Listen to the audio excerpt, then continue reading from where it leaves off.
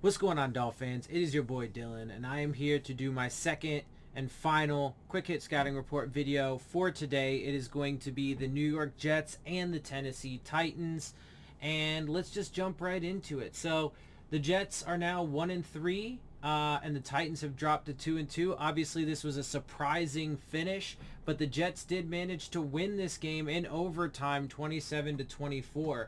It actually was a really good game overall. Let's go ahead and jump right into it, and let's get to it. So that was a little redundant, but it is what it is. So the Tennessee Titans had 430 total yards. The Jets had 355. Tennessee had 253 through the air. The Jets had 289.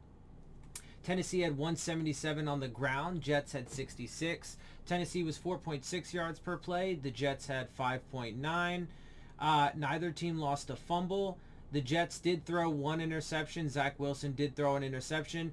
Tennessee had 7 sacks allowed. 7 sacks allowed. So the Jets defense got 7 sacks. Real quick, I just want to say about that was just on the defense, man. There was really nothing that Tannehill can do in those situations. The coverage was great. There was tremendous pressure, and they got to him super quick. There was almost nothing he could do on pretty much all of them. And one of them actually was even a high snap that he just ended up having to fall on, so that way they could retain possession of the ball. I just say that because, well, for 2 reasons. One, because the Jets defense is legit. They are fucking legit.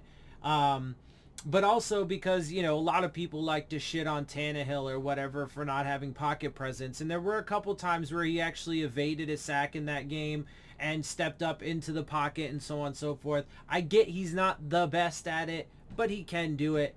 That was just, like I said, on the New York Jets defense, man. They just ravaged in this game. And they have a damn good defense. I mean, I'm keeping it real. Like, they have a really good, legit defense. Anyway, the Jets let up 1 sack.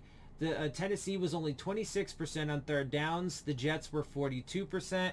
Tennessee had the ball for 40 minutes and 42 seconds to the Jets 29:03. This obviously included overtime because they went into overtime, and the Jets won in overtime.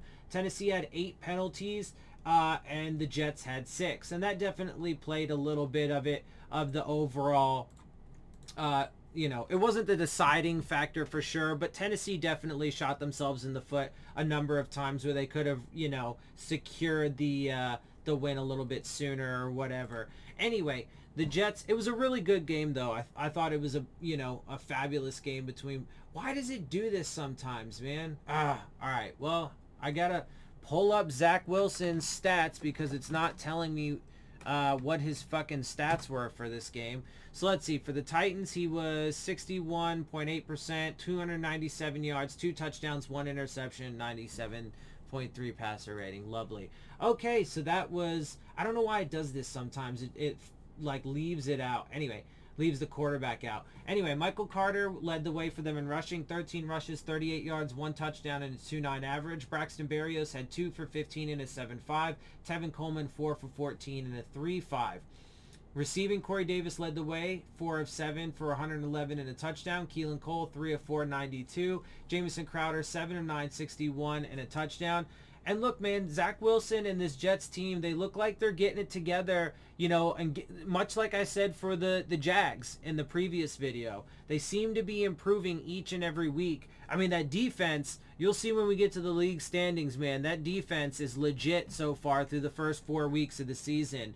But that offense does seem to be settling in and really starting to round out, and they should expect to get guys back throughout the season, including some of their wide receivers and so on. Also, let's note, though, that the Tennessee Titans didn't have all of their wide receivers. They didn't have Julio Jones or A.J. Brown in this, or excuse me, Antonio Brown in this. So there is that, and that did give them a little bit more of a favorable matchup, the Jets. Jamison Crowder was 7 of 9, 61 and a touchdown. Tevin Coleman, 2 for 17. Ty Johnson, 2 of 2 for 12. But yeah, man, I've been saying that I think that the Jets are going to be a sneaky good team, man, to win maybe, somewhere between 5 to 7 games. And knocking off a team like the Tennessee Titans that's expected to, win their division and make it to the playoffs is a good start for them. Hopefully we don't end up losing to them. You can't lose to a team like the Jets if you want to be taken serious and if you want to make it to the playoffs. But if I'm keeping it real, man, there is some chance. I actually, before the preseason, I had us splitting with the Jets because I thought that they were going to be sneaky good, as I still do. And, you know, I thought that they could take us maybe in that first, or, it's the first game when we actually go up to New York.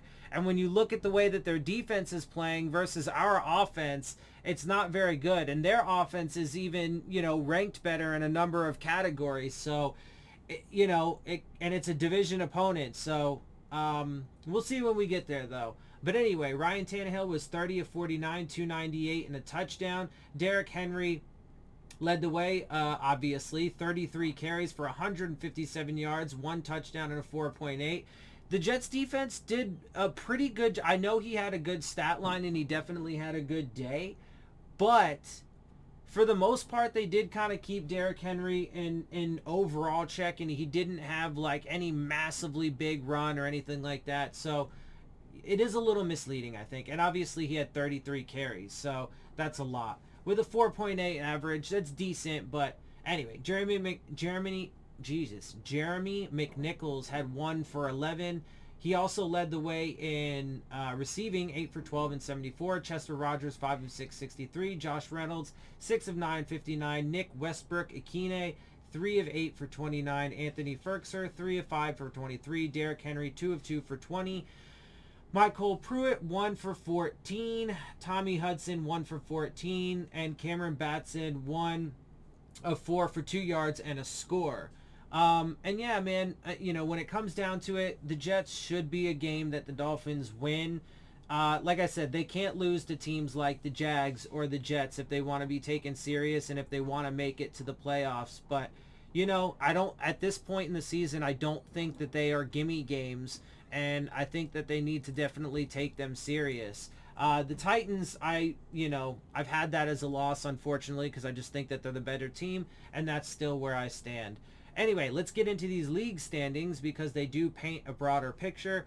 So, offensively, the Jets are 29th with 1,105 total yards and 276.3 per game. The Titans are 11th in total with 1,578 and 10th with 394.5 per game. That obviously includes the Thursday night game that was just played the other night. Let's see. The Jets are 27th in total passing yards per game with 925 total, 231.3 per game. Let's see. The Titans are 17th with 1,066 total and 265 per game. The Jets are 29th in rushing with 306 total and 76.5 per game. The Titans, of course, which is not a surprise, they are 4th with 655 total and 163.8 per game. Points-wise, the Jets are 32nd in the league with 47 total and 11.8 per game, which is 24th with ties taken into account. We only happen to be 31st, so we're obviously not much better in those categories, unfortunately. So they are literally the only team that's worse than us in that regard. The Titans are 16th with 95 total and 23.8 per game, 13th with ties included. Defensively, and this is where it starts to get a little bit more interesting, especially with the Jets, man. I mean, they're not creating a lot of turnovers, or at least haven't quite yet, but their other statistics are pretty damn good overall, as you can see. But let's get into it. So defensively, they're giving up 353.5 per game in total, which is 15th. The Tennessee Titans are giving up 358.3, which is 19th. Passing yards per game, the Jets are giving up 249.5, which is 13th. The Titans are giving up 280.8, which is 23rd. Rushing yards per game, Jets are giving 127.3, which is 22nd. 91.5 for the Titans, which is 8th. Points per game, the Jets are giving up 23.5, which is 15th. 14th with ties included. 27.8 for the Titans, which is 26th. 23rd with ties. Takeaways, the Jets have 2, which is 28th. 10 with ties.